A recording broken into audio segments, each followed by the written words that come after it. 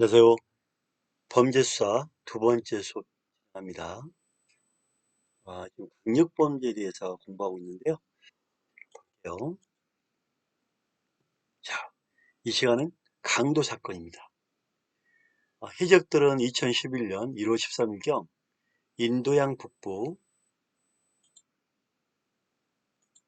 아라비아 인근 해역에 도착하여 잠깐만요.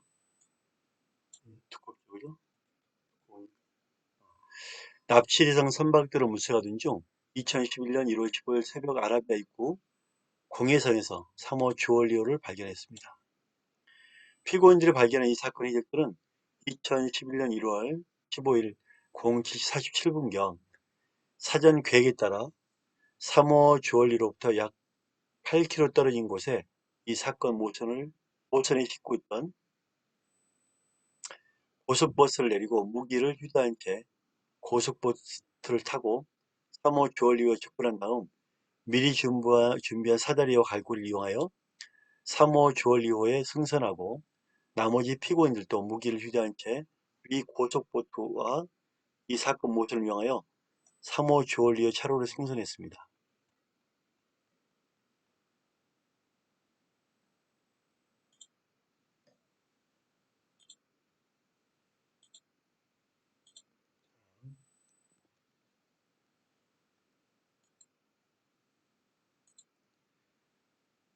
피고인들은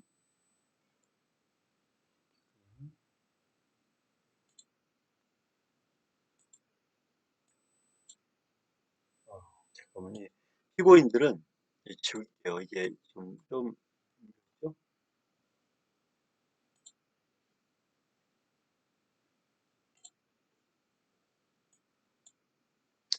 피고인들은 이 사건에 피살된 해적들과 함께 각자 소지한 무기 등으로 어, 위 선원들을 겨누며 살해할 듯한 태도를 보여 반항을 억압한 후 선원들로 하여금 양손에 머리에 얹게 하고 3호 주얼리호 조타실을 끌고 가 감시하는 등으로 3호 주얼리를 강취하고 위 선원들을 3호 주얼리호 조타실에 가두었습니다.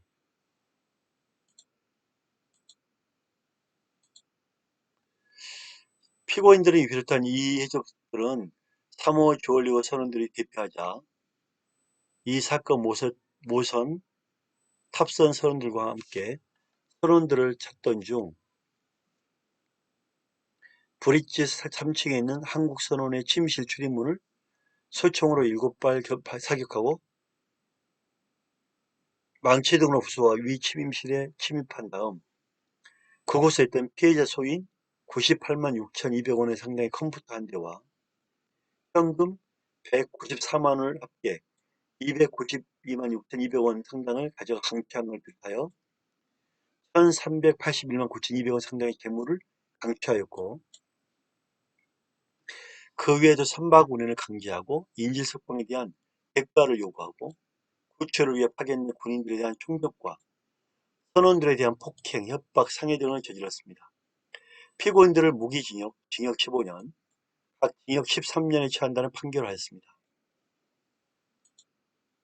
강도죄는 상대방의 방한항을 억압할 정도의 폭행, 협박, 타인으로 재물을 강취하거나 기타 재산상의 이익을 취득하거나 3자로 하여금 취득하게 함으로써 성립하는 범죄입니다.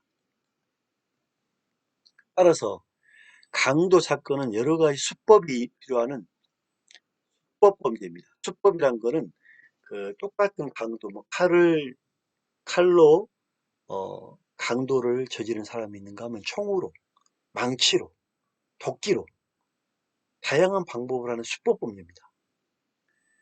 이런 수법으로는 침입 강도, 노상 강도, 인질 강도, 중강도가 있습니다. 피의자가 대지를 요구하지 않고 요구하는 경우에도 목격자 관련 근거 등을 대질 조사가 필요하지 않다고 판단되면, 그러니까 우리가 대질 조사를 요구하는 경우에도 목격자나 근거 등으로 필요하지 않다고 판단되면 대질 조사는 사용하지 않습니다.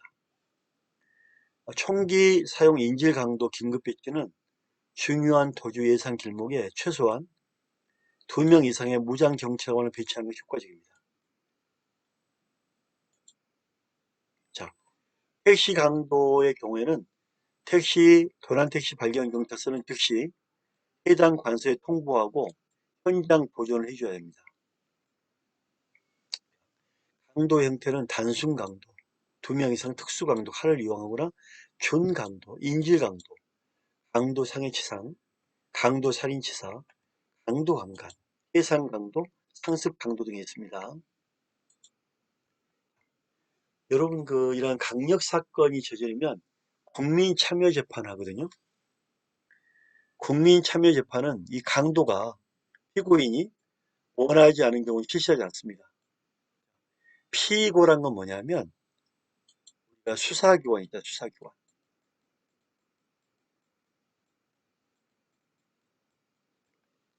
이 법원이 있잖아요.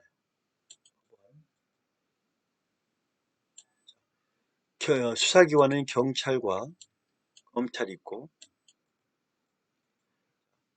수사기관에서 검사까지는 피의자입니다. 피의자.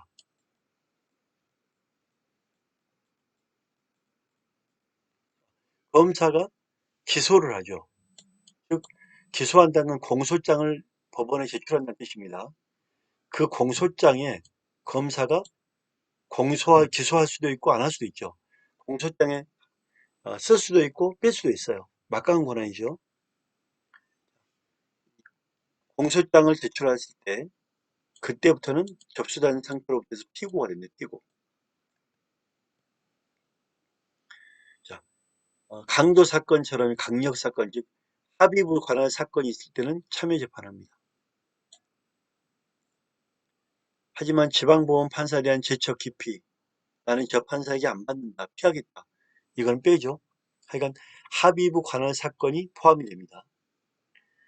대상 사건의 강도 미수, 교사, 방조, 예비 음모, 이 사건도 다 포함이 됩니다. 자, 우리나라가 지금 하고 있는 국민참여재판은 잘 아시죠? 우리 국민참여재판은 법원을 강제하는 그런 건 없습니다. 그냥 국민참여 배심원들 의견을 참조만 하죠. 한국에서는 2008년 1월부터 시행된 배심원 재판제도인데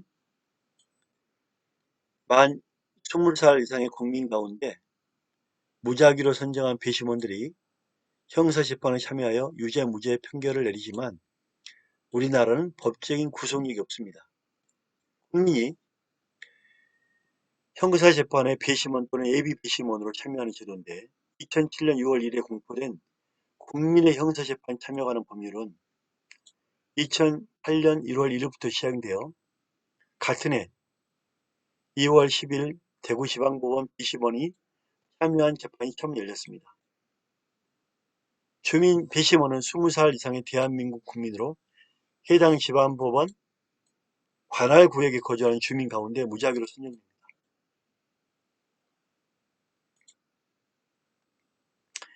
법률에 규정한 결격 사유와 직업 등에 따른 재배 사유, 재척 사유, 면제 사유에 해당되지 않는 사람으로 정당한 사유 없이 법원에 통지한 선정기일에 출석하지 않으면 200만 원 이하의 과태료가 부과될 수 있습니다. 배심원으로 선정돼 재판에 참여한 사람에게는 여비가 지급되는데요. 이 제도가 적용된 것은 법원조직법 32조 1항, 합의부 관할 사건 등 사건의 미수죄, 교사, 방조, 예비 음모 모든 사건에 포함됩니다. 강력 사건이기 때문에 이 사건들과 관련된 사건들입니다. 단 이들 사건의 피고인이 원하지 않거나 배제 결정이 있을 때는 국민참여재판을 하지 않습니다. 자, 배심원의 수를 볼까요? 배구 좋아하나요? 배구 9명입니다. 배구 배심원 수는 법정형이 사형, 무기징역, 무기금고에 해당하는 대상 사건의 경우에는 사형, 무기징역, 무기금고, 배구입니다. 그 밖의 대상 사건은 7명으로 하되 피고인, 변호인이 공판 준비 절차에서 공소 사실의 주요 내용을 인정한 경우는 5명을 합니다. 9명에서 7명, 5명으로 떨어지죠. 배심원의 결혼 등에 대비하여 5명 이내의 예비 배심원을 둘 수 있습니다. 재판 절차는 재판장의 사건 호명과 소송 관계인의 출석 확인,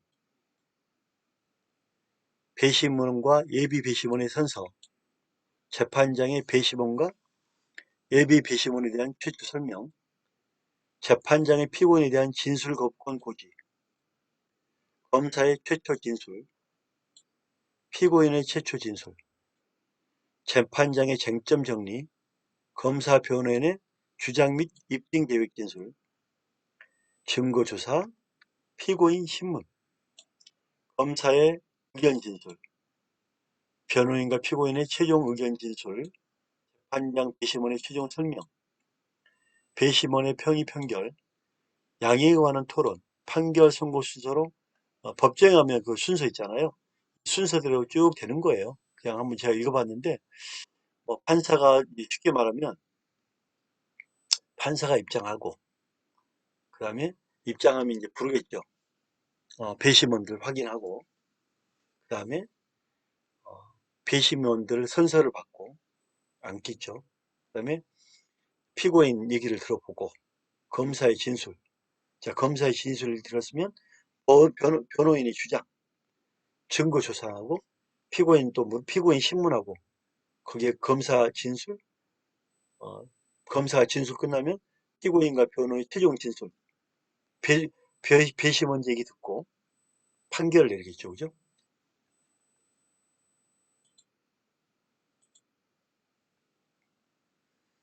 배심원의 유죄 무죄에 대한 판결과 양형에 관한 의견은 권고적, 즉 배심원에서 봐주자. 이 사람은 이렇게 할 수밖에 없었다. 문제가 있다. 봐주자. 그렇게 해도 판사는 그냥 참고만 해, 참고. 권고니까 참고만 하는 거예요. 그러니까 영국과 미국 같은 경우에는 배심원의 역할이 크죠. 무죄하면 무죄 끝나는 거예요. 유죄하면 유죄로 가고. 근데 우리나라는 그냥 참고만 하는 거예요. 즉 법적인 구속력이 없습니다. 배심원들이 결정한 유죄 무죄의 판결을 따르는 판사는 미국의 배심원 제도와 달리 국민참여재판에서 판사가 배심원의 판결과 달리 독자적 결정을 내릴 수가 있는 겁니다. 그래서 우리나라 배심원제를 좀 강화해야 되지 않겠냐 이런 생각도 좀 듭니다. 배심원의 판결과 다른 선고를 할 경우에는 판사가 피고인에게 배심원의 판결 결과를 알리고 판결과 다른 선고를 한 경우에는 그 판결과 다른 선고를 한 경우는 판결문에 분명히 밝혀야 합니다.